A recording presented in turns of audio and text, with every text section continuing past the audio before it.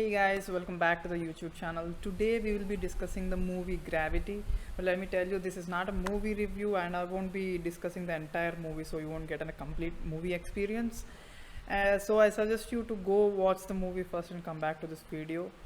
And also I won't be talking about the rocket science. I will be just talking about the movie in the perspective of a JEE aspirant. So that's what you need to expect. Let's get into it. So at the beginning of the movie, he mentions about the radius of the orbit. It's about 600 kilometers above Earth's surface, and he talks about the range of temperatures that they vary. The temperatures could vary because of multiple reasons. It could be because of the position of the satellite in the orbit. It could be because of multiple reasons. There are so many reasons for that. It could be right in between the sun and Earth. It could be hiding behind Earth, or it could be right above some volcano. It depends on a lot of things. Okay, and he also mentions there is no pressure. Obviously there is no pressure or there is no oxygen, and he says life is impossible. It's not exactly impossible. Astronauts are living there, but yeah, it is pretty difficult. So before I start the movie, I would like to point out some important things here. People have this misconception about gravity-free space, that you can float away in space. One important point: nobody floats in the space. There is no such thing as gravity-free space. Okay, so here is it is. When you have a planet Earth and when you are in space, if you have no velocity, you will definitely right away fall onto the surface of the planet. Okay, if you have to stay in an orbit, you just have to have a specific amount of speed, which is called as the orbital velocity. Without this orbital velocity, there is no way that you can stay in an orbit. That is first important thing. Again, these orbits are not orbits like where you have a railway track. Okay, you don't have to stay in that specific orbit. You can increase your velocity, you can decrease your velocity, and you can guide yourself into other orbits for sure. But if you have to stay in the specific orbit, you must have the specific orbital velocity. But people definitely do ask questions like, what if you don't have that velocity? What if you lose that velocity, or what if you gain velocity? It's a very simple thing. If you lose velocity, you will simply enter into an elliptical orbit. That's what you can say. If only you have a velocity which is a bit lesser than that, you would simply go in an orbit like this. Or if the velocity is much lesser, you would simply go in an orbit like this. If it is much lesser, you might actually crash somewhere over here. If it is much lesser, you might have crash somewhere over here. If it is lesser, you crash here. If it is much lesser, you will simply crash there. If it is if the V is 0, you will simply crash there. That is how it works. Nobody actually floats in space. Okay. So in this shot, you can clearly see a spaceship and an astronaut floating away. No, they are not floating away. They are clearly in an orbit going out with an orbital velocity. But that astronaut is actually playing around in a propulsion suit. That propulsion suit is quite an interesting thing because that's what astronauts use to go out on spacewalks. Okay, they have thrusters in all the directions. You can actually move in all XYZ directions. You can in fact rotate about all the axis, XYZ axis. So it's quite an interesting thing. There's in fact a simulator game of these propulsion suits. I will leave a link below of that thing. Trust me, it's not an easy thing. So you can clearly see him playing around with the thruster. Astronauts actually use this thing to go over on spacewalks. Otherwise, if they go out for some repairs, they actually go out tethered. They actually link themselves with the spaceship with a thread in between them. Otherwise, they have to have a propulsion suit. If they float away, they just float away. They will never come back. So which is a very bad thing. So now you can see this guy just playing around this propulsion suit, which is a bad thing, and you will see why it's a bad thing by the middle of this video. Okay. Now you look at the space drill. This is not some random space drill that you have in your backyard. Okay. These space drills, they can't create a high amount of angular momentum in the first place. If only they create high amount of angular momentums, they'll get the opposite angular momentum in the opposite direction. So they rotate at low angular velocities, but they create high amount of torques, just enough to loosen the bolts and all the other stuff. Debris from the missile strike has caused a chain reaction, hitting other satellites and creating new debris, traveling faster than a high-speed bullet up towards your altitude. So as they were working on their mission, they get a news that some Russian satellite is shot down by their own missiles by mistake, and it created a huge chain reaction, and the whole space debris, the whole parts are actually directed towards these people. So they're warned to abort the mission immediately. Although communication satellites are in different orbits, but it's space debris, so you can't really expect it to stay in single orbit. So here is an interesting question that was asked to me by a student, that if they are in an orbit, they are going with an orbital velocity, and the space debris also entered the same orbit. Even the debris also must go with the same velocity, right? How could it have some relative velocity? They were warned that the space debris is coming at a speed of a speeding bullet. How could they have a relative velocity in between them when they are in the same orbit? So it's an interesting question. So here is how it works. Basically, they are in their orbit normally, but the space debris could have entered their orbit by taking an elliptical orbit. That is how the possibility is. But basically, it is space debris. It doesn't have to stay in a single orbit. It could just simply spread all over the place. As you can see, the space debris actually reached them, and now it's basically chaos everywhere. A man gets shot down in the background, and Dr. Ranston, played by Sandra Bullock, she is actually attached herself to a huge structure, and the whole structure is actually going in a rotational motion now. Now the angular velocity is huge, so the amount of g-forces that she could be feeling is high, huge at that point. Now she releases herself from this giant structure, and she gets thrown into the empty space without any tethering, and she has no propulsion system, and you can see she's just rotating on and on and on. There is no friction in the space, and you're just floating away. Basically, it's like you're in the mid of a sea, and there is no way that you can actually swim yourself back to the earth. Okay, so this is a terrible position. She has no hope at all. So like a wise man once said, you don't know the importance of friction or viscosity until you are floating away in space, no tethered. Wait, who said that? So Dr. Matt finally finds her and actually reaches her with the propulsion system and catches her. Now he has to take her back to the space station, right? So he attaches himself to her by a thread, a tethering, and now he has to drive her. But you can clearly see those kind of impulses that she feels every time he's dragging, right? So those impulses are not easy to feel. It's as if someone's tied around a rope around you and they're trying to pull you at once, and there is no friction at all. So it's not easy to take those impulses. You can clearly see her feeling that impulses. And now, important point is, driving that propulsion suit alone is difficult in the first place. Now he has not just to drive him, also drive her also along with him. So it's a difficult task. It's a very difficult task to handle. Let me remind you, the debris just went, it is actually in an orbit, and it is actually coming back towards them in 90 more minutes.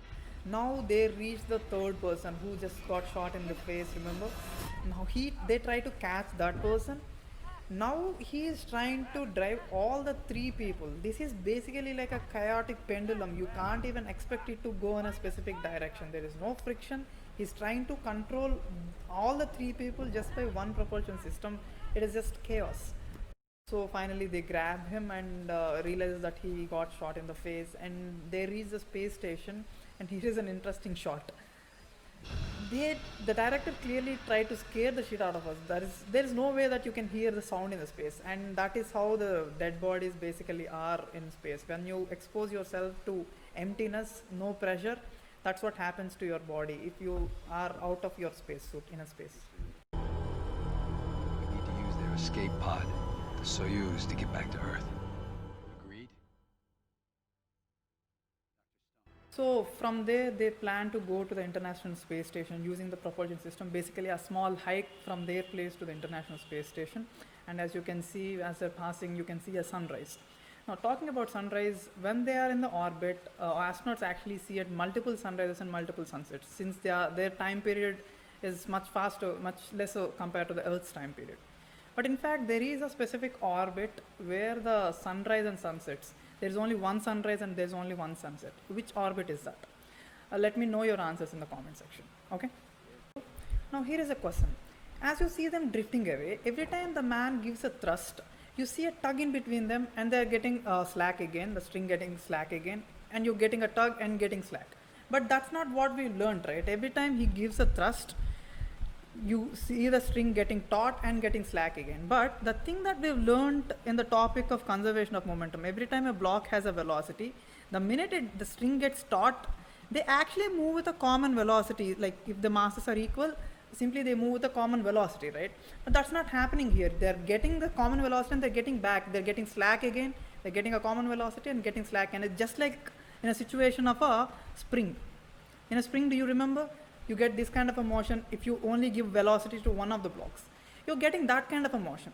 The reason why this is happening is there is a bit of elasticity in the tethering that they have in between, and because of that elasticity there is this kind of a motion happening every time he's giving a thrust. Now this is very important to the next discussion. Okay, so as they reach the International Space Station, they realize that the space station is already vacated, one of the chutes deployed, and there is one more issue. The propulsion tank is almost out of fuel. Why was it almost out of fuel? Do you remember? Now, so with the fuel that they left in there, they have to aim themselves right at the space station. They do that. The plan is to just to hang on to something so that they can live. But by accident, they actually break the tether in between them. They just get drifted apart. Luckily, Dr. Randstone gets stuck in some ropes that are from the chute, and this happens. Now, this is one of the biggest discussed shots in the movie. One of the first question is, as they actually hanged on to the space station, why are they still getting drifted away? That is the first question. People misunderstand the idea that the space station is not a huge fixed support. This is also an object. So what's happening here is, along with the space station, there are like three bodies going with a common velocity. All the three bodies are actually getting drifted with a common velocity. That is the first question. Now the second question, why does Dr. Matt ask her to leave her? Like everything seems to fine. They are all going with a common velocity. If only in the worst case the string breaks. If the string breaks, they should still go with the common velocity. What's the big deal here? Here is the deal. The ropes here are loose, first of all, and there is elasticity in this rope and there is some elasticity in this rope. It's as if 2 blocks or 3 blocks getting moved by a spring, 2 springs in fact. They're all going with the velocity. And the minute one of the springs break, it's as if the springs actually repel each other. There will be a tug again and they will actually go apart, right? That's what happens. So here is a big deal. This is about to break. If only he doesn't let this go, they're both going to get drifted away. So he sacrifices his life and gets drifted away. And she actually gets pulled back. If you can see that in the proper shot, she actually gets pulled back and he actually gets drifted away. Even though the drift shouldn't be that much, in my opinion, but yeah, you can argue about that.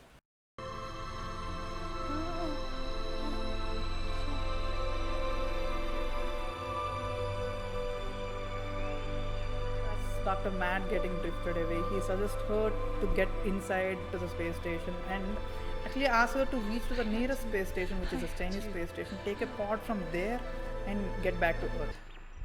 It's a Chinese station. Yes. You're gonna take the Soyuz and you're gonna cruise over there. And every time she opens the cab, she somehow manages to get a hold onto that thing. She's got some grip. I would probably dislocate my shoulder if that's the case. So as she was running out of oxygen, she safely makes back into the space shuttle and takes her suit off. And this shot is like one of my most favorite shots in the movie. The reason is she's literally came back from dead, and the shot clearly complains saying a baby back in its mother's womb. That's how it looks like, right? So as she gets inside the space station, you see some sparks, but she ignores it. She was in a hurry to try to reach him and save him. She tries to reach him. He is clearly out of reach, but the very fire, which is really dangerous, starts a huge fire accident inside the space station. Now she tries to put out that same fire using a gas cylinder without any support, and of course there will be recoil, right? This is not your backyard.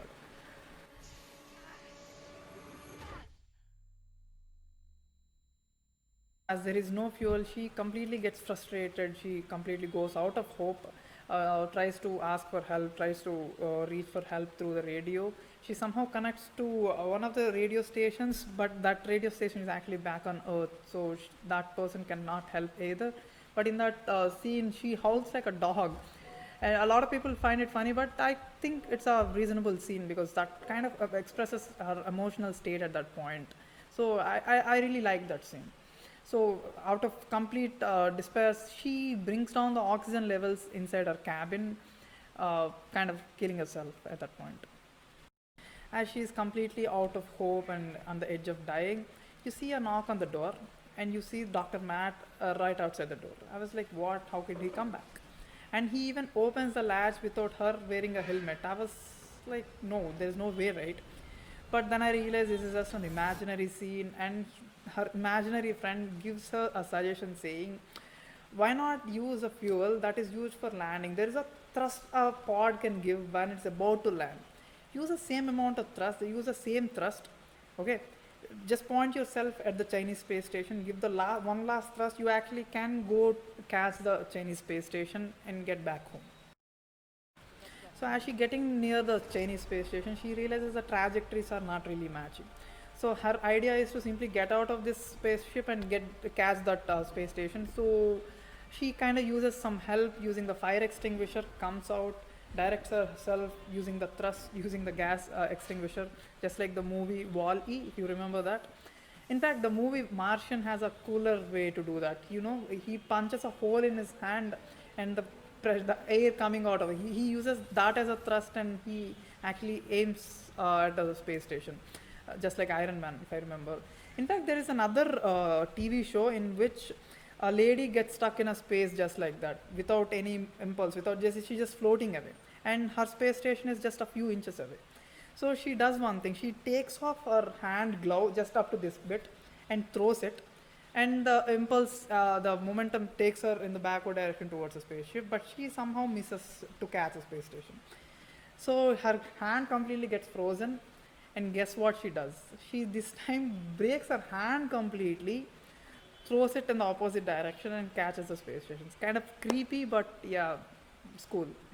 So she somehow hangs on to the Chinese space station and opens the latch again with her King Kong grip somehow and gets in there.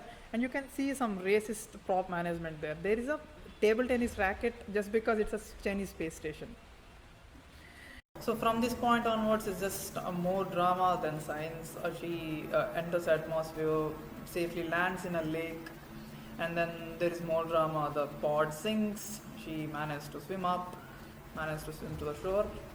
Astronauts find it really difficult to walk right off because they spend a lot of time in the space and it is really difficult to adjust themselves to the gravity.